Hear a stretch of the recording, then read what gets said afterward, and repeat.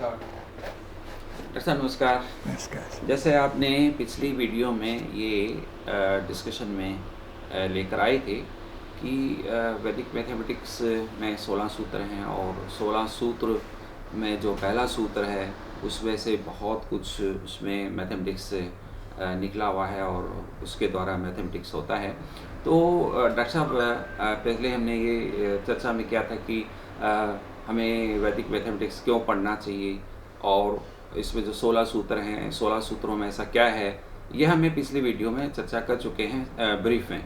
लेकिन अब हम जो है इस वीडियो में और आगे की वीडियो में अब ये डिस्कस करने वाले हैं कि सूत्रा के अनुसार मैथमेटिक्स कैसे जो मैथमेटिक्स आज पढ़ाया जा रहा है उसको कैसे सूत्रों के अनुसार जो है पढ़ाना हमें चाहिए।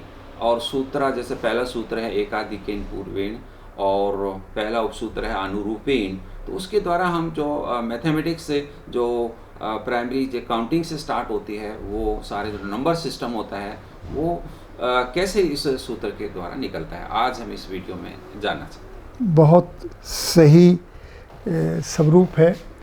हर विद्या को उस विद्या के नियमों के अनुसार ही जानना चाहिए और गणित सूत्रों की जो विद्या है वो गणित सूत्रों के अनुसार ही जानना चाहिए हमारे को। तो पहला सूत्र एका अधिकेन पूर्वेन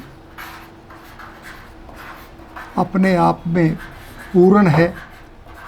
इस सूत्र से ही हमें आगे का प्रवेश मिलेगा। ये वैदिक गणित क्षेत्र का द्वार प्रवेश है।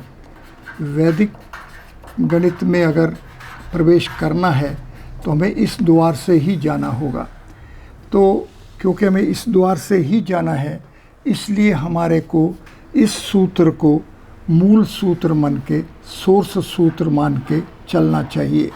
ये सोर्स सूत्र है। जब हम किसी को सोर्स सूत्र कहते हैं तो उसका तात्पर्य ये होता है यहीं से प्रारंभ करना है, इसको किसी और स्थान पे जाने की आवश्यकता नहीं है और इसी से ही आगे चलते जाएंगे और यही अपने आप में वो प्रवेश द्वार खुलता चला जाएगा और इसका जो जितना भी क्षेत्र है वो खुल जाएगा। तो ये प्रश्न अपने आप में आएगा। तो उसके लिए एक चीज़ जो हमें जान लेनी चाहिए वो ये है कि ये देवनागरी वर्णमाला में बंधा हुआ सुगठित किया हुआ सूत्र है। इसलिए देवनागरी वर्णमाला जानते हैं ये हम मानकर चल रहे हैं। अगर देवनागरी वर्णमाला में हमें ना जाना पड़े और अगर हम ये सोचें कि जो भी हम एकत्र हुए हैं, जो हम जिज्ञासु हैं, जिसमें प्रवेश करना चाहते हैं, उनको देवनागरी वर्णमाला के बारे में परिचित हैं, देवनागरी वर्णमाला आती है, ये मान के चलते हैं, तो हम देखेंगे कि ये जो सूत्र है एक बंधा हुआ सा है। तो इसको खोलेंगे पहले कि इसके अंदर एक वर्ण ये लिया गया है, दूसरा वर्ण ये है, तीसरा वर्ण इसका ये है, चौथा वर्ण,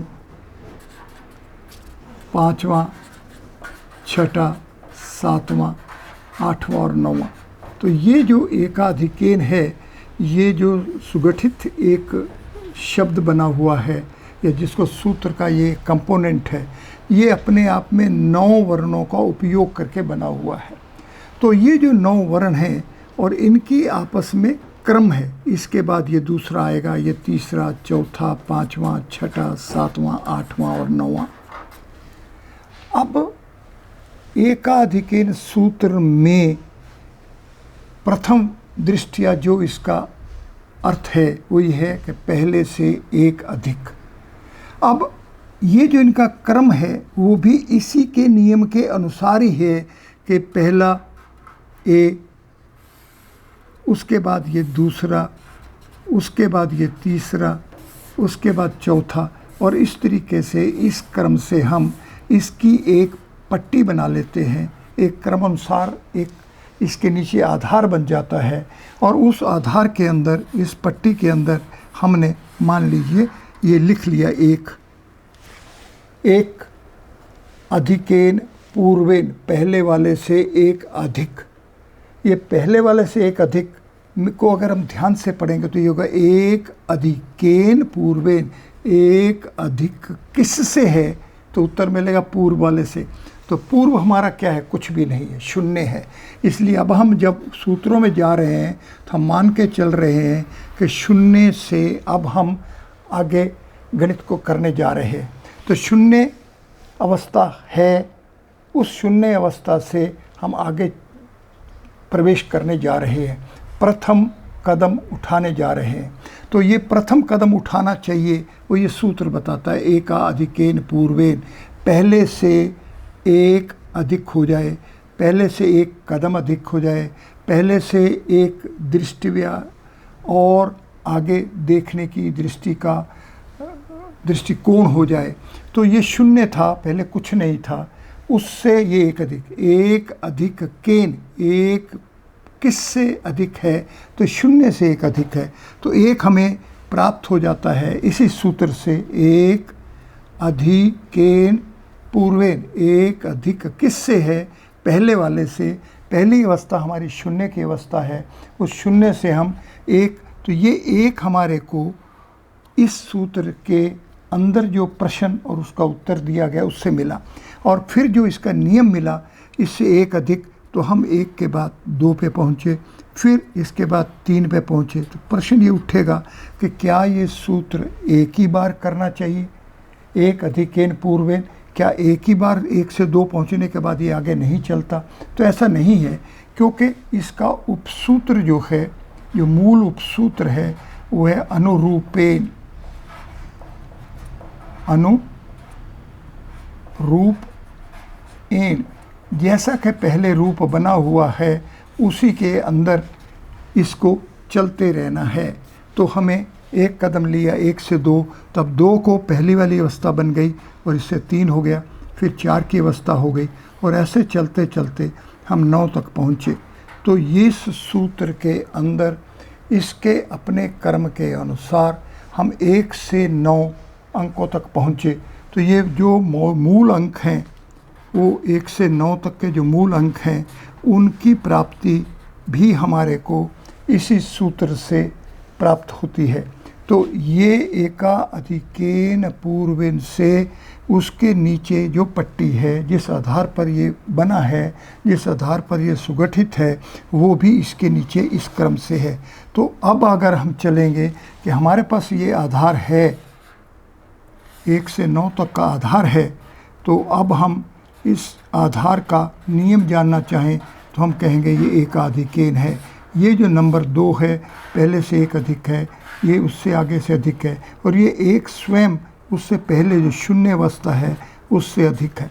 तो इस तरह से ये एकाधिकेन पूर्वेन अपने अंदर अपने अर्थ को और अपने अर्थ की प्रक्रिया को सन्निहित किया हुआ है।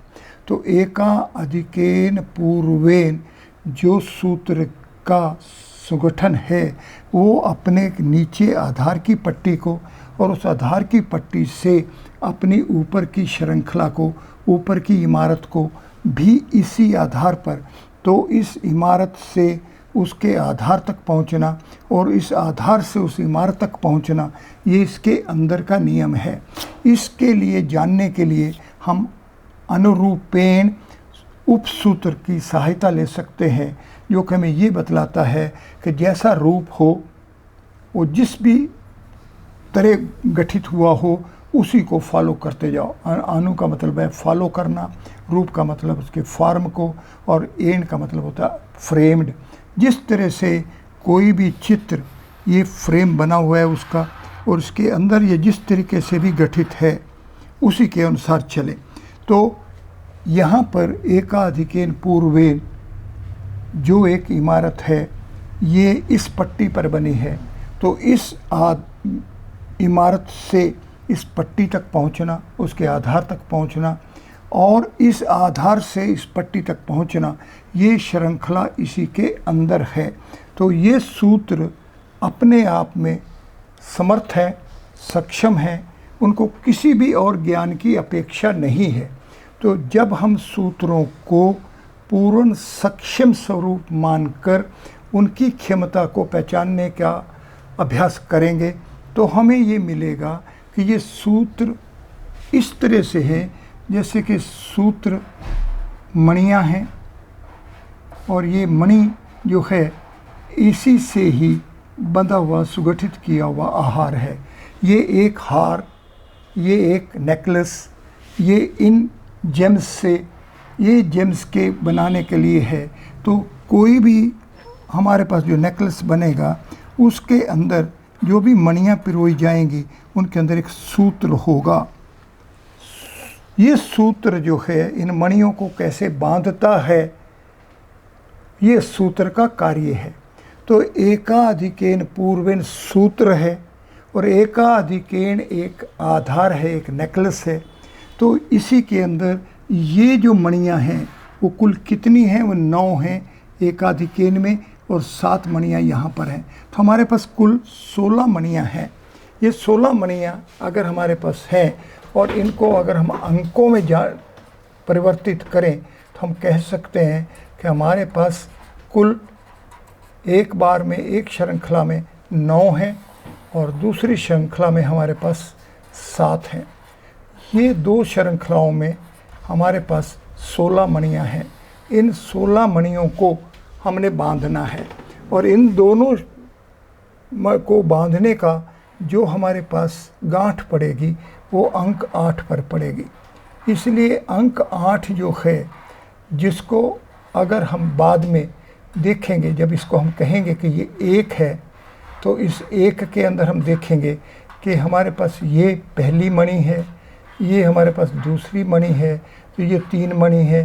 तो ये 3 मणियों से बना हुआ एक व्यवस्था है और इन 3 मणियों को बनने की व्यवस्था को अगर हम देखेंगे कि हमारे पास एक्स एक्सिस है, वाई एक्सिस है और जेड एक्सिस है, तो हम देखेंगे कि ये हमारी जो त्रिलोकी है ये 8 भागों में बट जाती है। इस तरह से क्रमानुसार जब हम इस सूत्र के संगठन में प्रवेश करेंगे तो हम धीरे धीरे देखेंगे कि ये अपने आप को, अपने क्षेत्र को ये खोल रहा है और इस सूत्र को, इस सूत्र के अनुसार, इसके सुगठन के अनुसार जब हम प्रवेश करेंगे तो हम वैदिक गणित के क्षेत्र में प्रवेश करेंगे। आइए हम देखते हैं कि इसका उपयोग कैसे किया जाता है। मान लीजिए हमारे पास ये देवनागरी वर्णमाला का एक बीकर है। इसके अंदर हमने देवनागरी के सभी वर्ण हैं, जो 50 के 50 वर्ण हैं, मान लो उनको खोलकर इन 50 मणियों को इसमें डाल रखा है। अब हम इन मणियों से हम ये देखना चाहते हैं, वो मणियाँ निकालने चाहते हैं, वो वर्ण निकालना चाहते हैं जिससे कि इस सूत्र का सुगठन है। तो हम इसमें से प्रवेश करना चालू करेंगे कि इसका जो पहला है वो हमारे को यहाँ पर जो छठा स्वर है उसमें ले जाता है। दूसरे में जाएंगे, दूसरी बार जो एकाधिकेन पूर्वेन जब दोबारा इसका प्रवेश करेंगे तो ये हमारे पास का व्यंजन में ले जाएगा।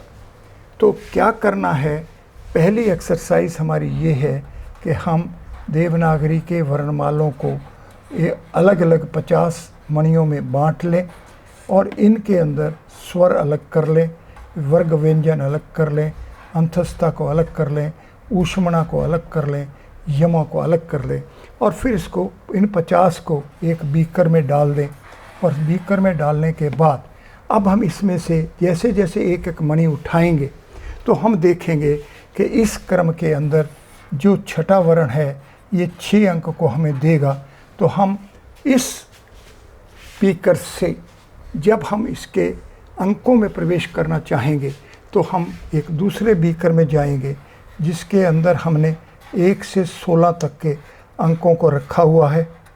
तो इस बीकर से इस बीकर में पहुंचना ये प्रथम एक्सरसाइज है।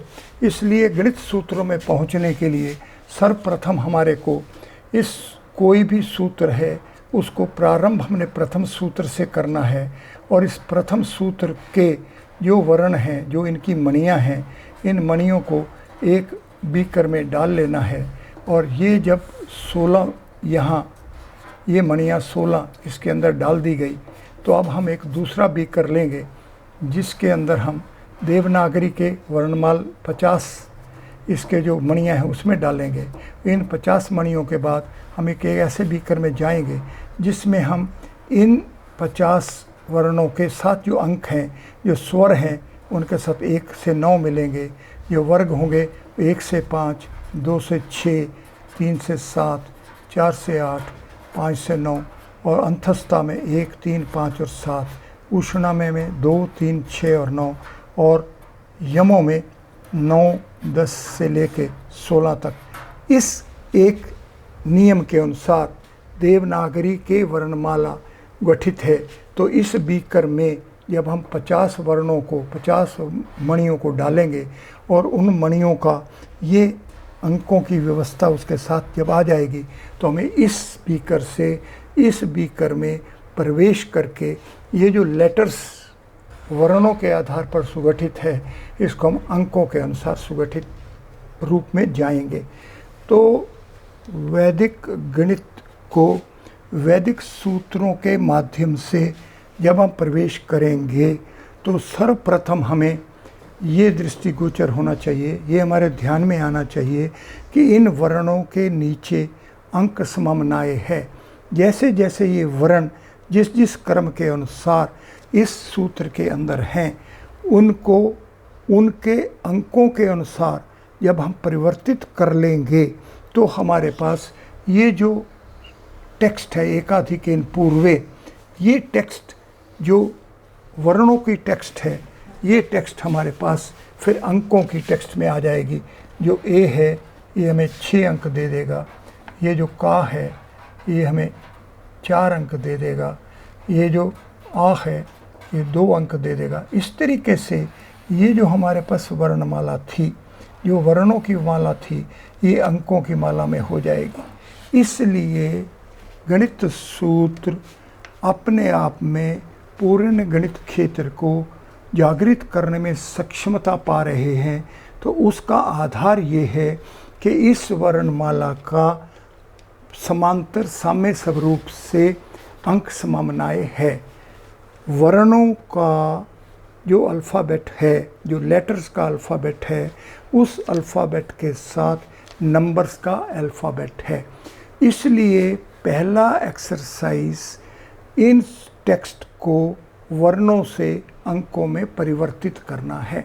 जैसे ही हम इन वर्णों को इन अंकों में परिवर्तित करेंगे तो हमारे सामने ये प्रश्न उठेगा कि ये कार्य, ये एक्सरसाइज कैसे की जाए।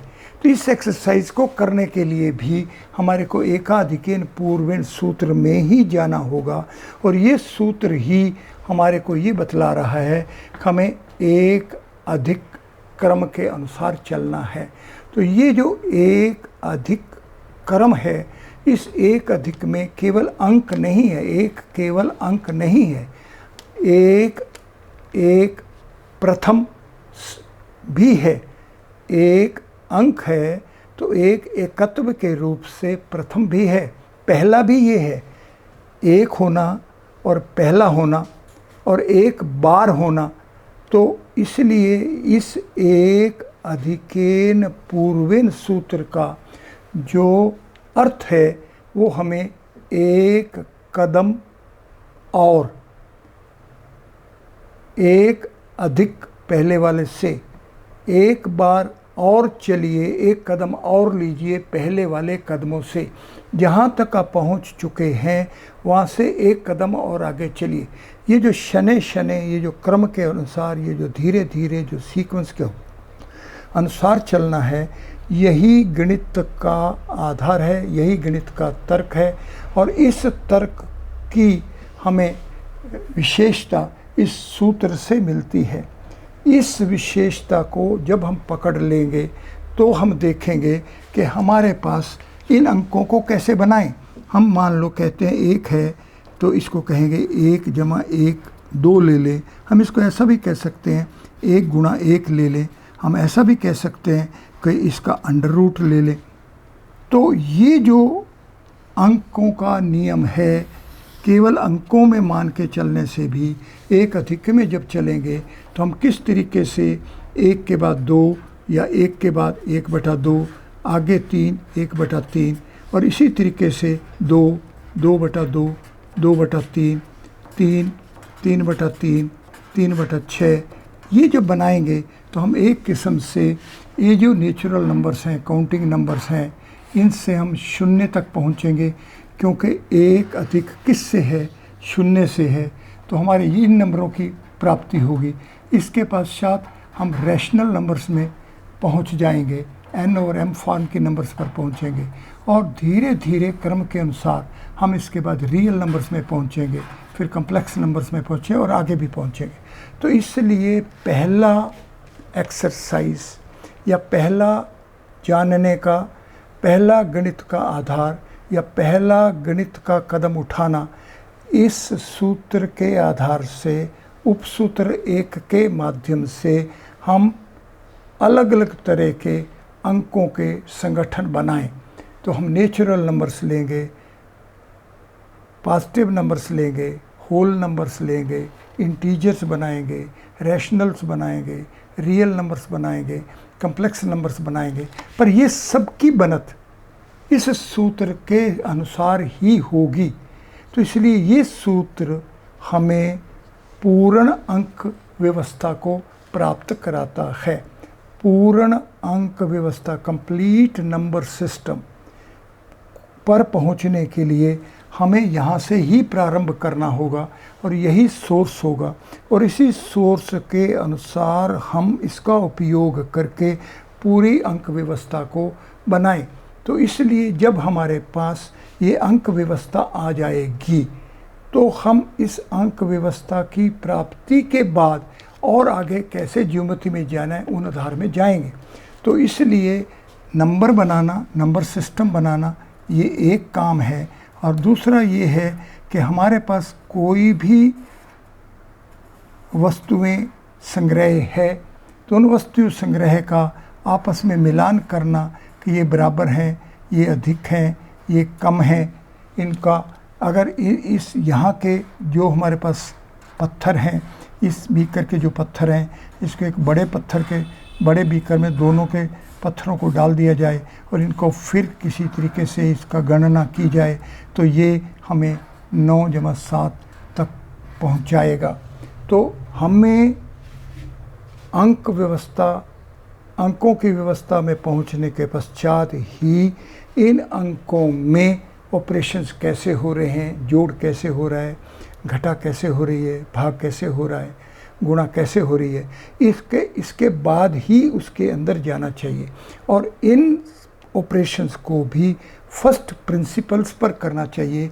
और फर्स्ट प्रिंसिपल्स का मतलब है कि अगर हमें 3 को 5 में जोड़ना है तो हमें एक ऐसा बीकर लेना पड़ेगा जिसके अंदर इसकी जो 3 एंटिटीज़ हैं उनको डालना पड़ेगा, इसमें जो 5 हैं उन्हीं को डालना पड़ेगा, और उसके बाद हमें एक दूसरा बीकर में हमें नंबर रखने होंगे, और फिर उसके बाद एकाधिकेन पूर्व के अनुसार, इस व्यवस्था के अनुसार इनके काउंट करना होगा, और फिर हमें पहुंचना होगा कि इसमें 8 हैं। तो 3 पत्थरों में जब हमें 5 पत्थरों वाला दूसरा जोड़ करना होगा तो फर्स्ट प्रिंसिपल्स पर हमें समझना होगा कि ये एकाधिकेन पूर्वेन के माध्यम से किस तरीके से ये जोड़ की प्रक्रिया हो रही है।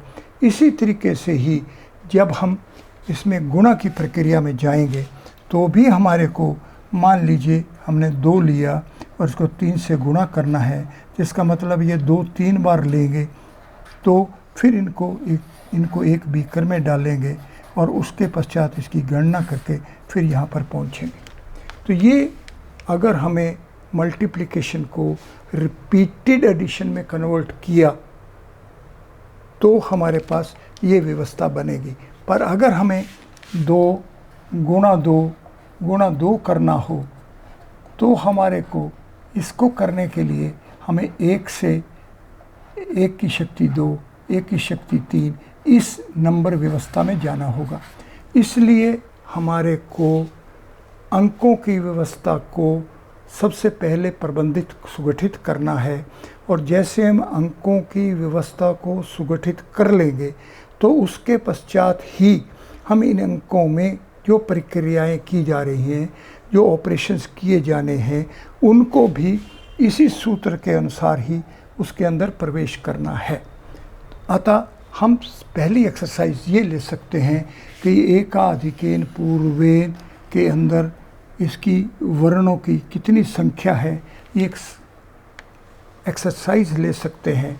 इनका क्रम क्या है, इनकी अंकों की व्यवस्था क्या है, तो हमारे को मालूम होगा कि इसमें 16 वर्ण हैं। तो अब हमारे पास 16 वर्ण होने के बाद हमारे पास 16 सूत्र हैं, तो हमें एक ऐसा क्रम अनुसार व्यवस्था देखनी होगी कि किस तरह से पहले अंक के साथ प्रथम सूत्र, दूसरे अंक के साथ द्वितीय सूत्र, तीसरे अंक के साथ तीसरे सूत्र और आखिरी 16वें वर्ण के साथ 16वें सूत्र का संबंध है, ये जानना होगा। जब हम ये जान पाएंगे कि एक एक वर्ण का उसके क्रम के अनुसार उसके आगे वाले वर्ण से संबंध भी है और एक एक वर्ण का उसके करस्पॉन्डिंग सूत्र से भी संबंध है, तो इस तरीके से ये 16 वर्ण, ये 16 सूत्र अपने आप में हमारे को 16 सूत्रों के आंतरिक व्यवस्था में दिखाएगा। और इसके पश्चात जब हम और आगे चलेंगे तो हम ये देख पाएंगे कि हमारे पास मान लीजिए 1 से 16 तक के अंक हैं, तो हम इन अंकों को जब लिखेंगे 1 2 3 4 5 6 16 तक जाएंगे, देखेंगे इसका कोई फैक्टर नहीं, एक है ये प्राइम है, इसका भी कोई फैक्टर नहीं, इसके 2 फैक्टर्स हैं, इसका एक ही फैक्टर है, इसके 2, तो काउंट करेंगे तो ये 29 फैक्टर्स बन जाएंगे। तो नंबर हमारे पास 16 थे, तो इसके फैक्टर्स 29 हैं। ये जो 13 एक्स्ट्रा नंबर्स हमारे को मिल गए, ये हमारे उपसूत्र हैं। तो हम इस अंक व्यवस्था से, इस क्रम से जब इन अंकों को उनकी आंतरिक व्यवस्था पर पहुंचेंगे तो हम पाएंगे कि इन 16 सूत्रों के साथ ये 13 उपसूत्र भी क्रम अनुसार सुगठित किए गए हैं। तो इसलिए वेद के विद्यार्थी को, वेद के गणित के विद्यार्थी को वैदिक गणित में प्रवेश करने के लिए इसको सूत्रों के आधार पर ही प्रवेश करना चाहिए और इन सूत्रों के क्रम के अनुसार जाना चाहिए।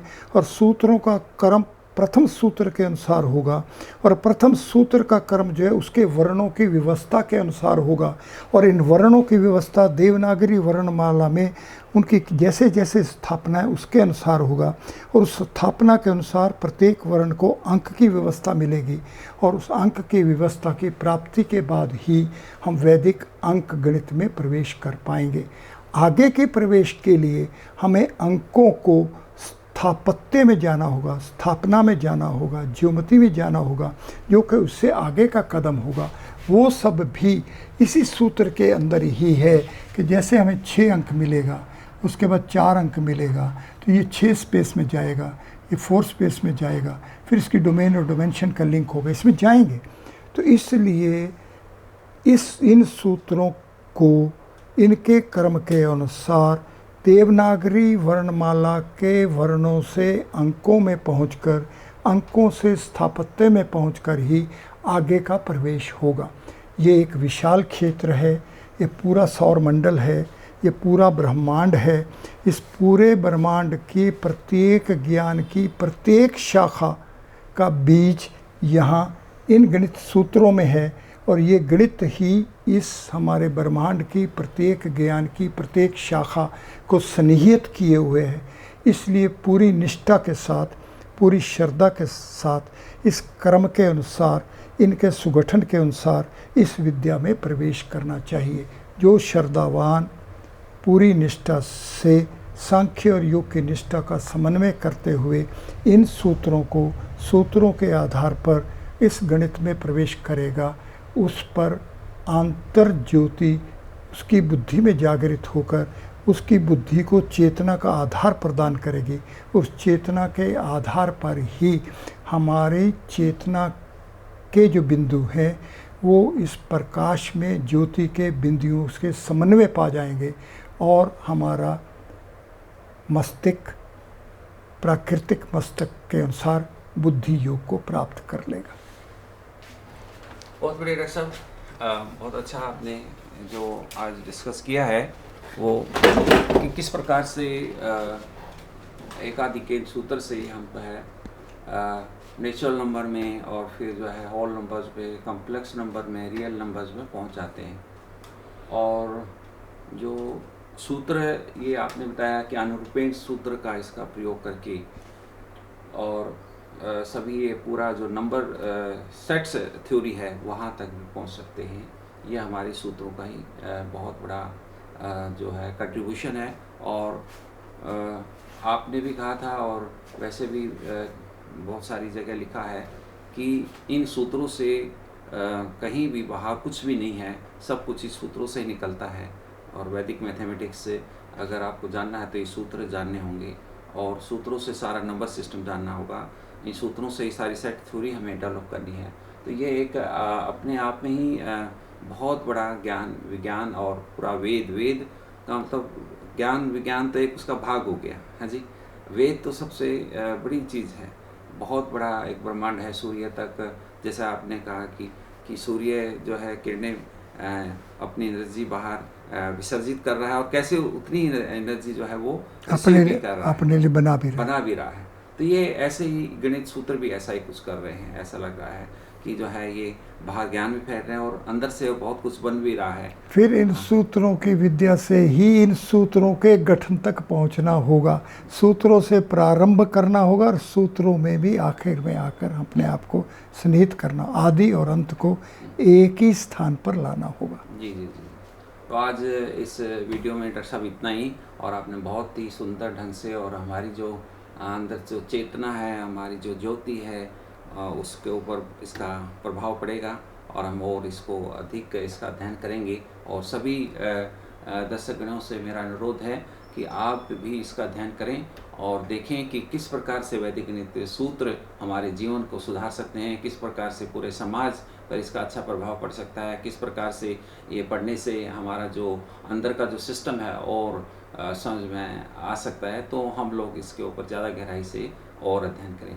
तो इस वीडियो में इतना ही। तो मैं डॉक्टर साहब का बहुत बहुत धन्यवाद करता हूँ। आपका बहुत थैंक यू डॉक्टर साहब। और आप भी ये वीडियो जो है देखते रहिए और आगे अगली वीडियो में भी हम इन सूत्रों पर और चर्चा करेंगे और कहाँ कहाँ ये गणित में ये वैदिक गणित के सूत्र अप्लाई हो रहे हैं, कैसे हो रहे हैं, तो सारा इसका जो ज्ञान विज्ञान सारा समझने की कोशिश करेंगे। सबको धन्यवाद।